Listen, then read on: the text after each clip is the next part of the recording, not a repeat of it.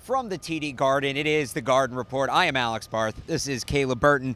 On a night that was some ups, some downs for the Boston Celtics. It certainly started down, though. The news actually coming last night, but the team reactions today that Kyrie Irving, not just done for the regular season, done for the postseason, and then we'll see. He's got to get those screws in his knee out.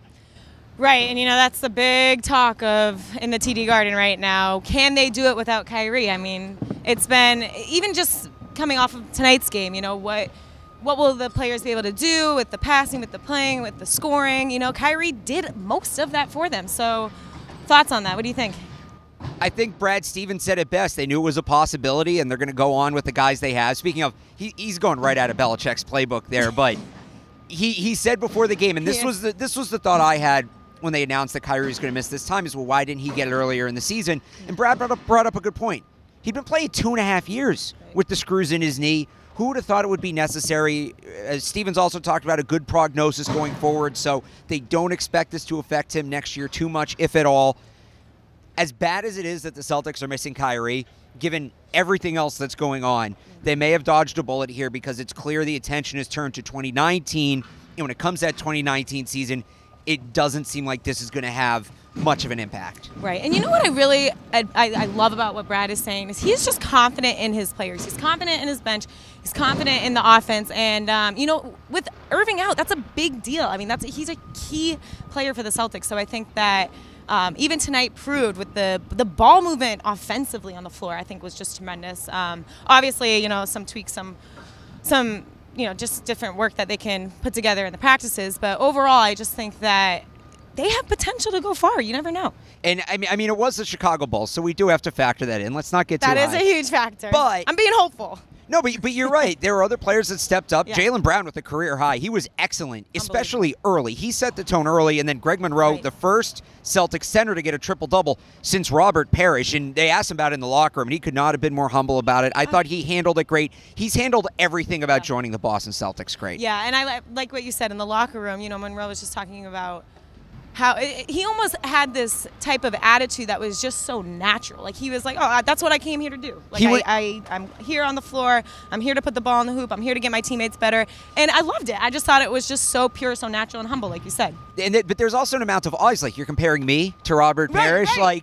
Like, you kind of saw in his eyes, like, he couldn't believe that he was standing there in that situation. And look, again, the Celtics are going to have an uphill battle from here, clearly. And Cleveland showed their faults tonight. We know the Sixers have their issues. Toronto has a history in the postseason. Right. But if Greg Monroe can give them on a consistent basis, it doesn't need to be a triple-double. Right.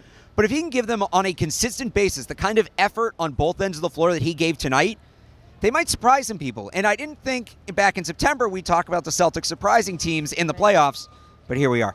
And it's exciting to see Monroe step up the way he did, honestly. It's just, the Celtics fans, I can only imagine getting nervous and scared without Kyrie Irving, their key player. But just after tonight's, showdown, I just think that he really stepped up, and along with Brown, and that just feeds into the offense, feeds into the players, the ball movement. As I was saying before, I just think it's exciting to watch, and you never know with how far they can go. And then you had Jabari Bird, first NBA game back from injury. 11 minutes. Yeah, right? 11 minutes, I believe, was 15 points.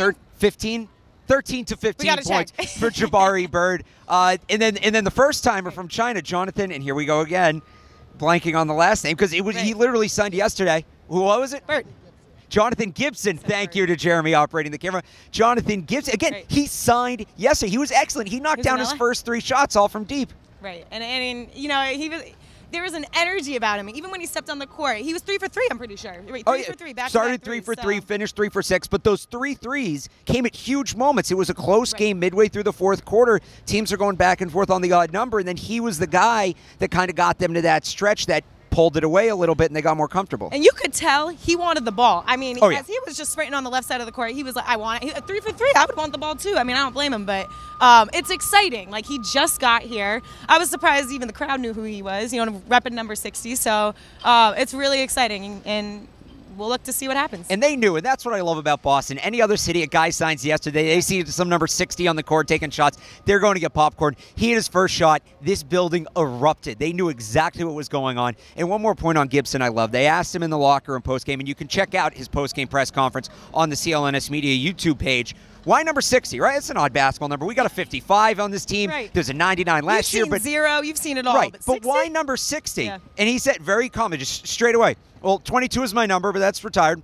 I scored 60 points twice in China, so I figured why not.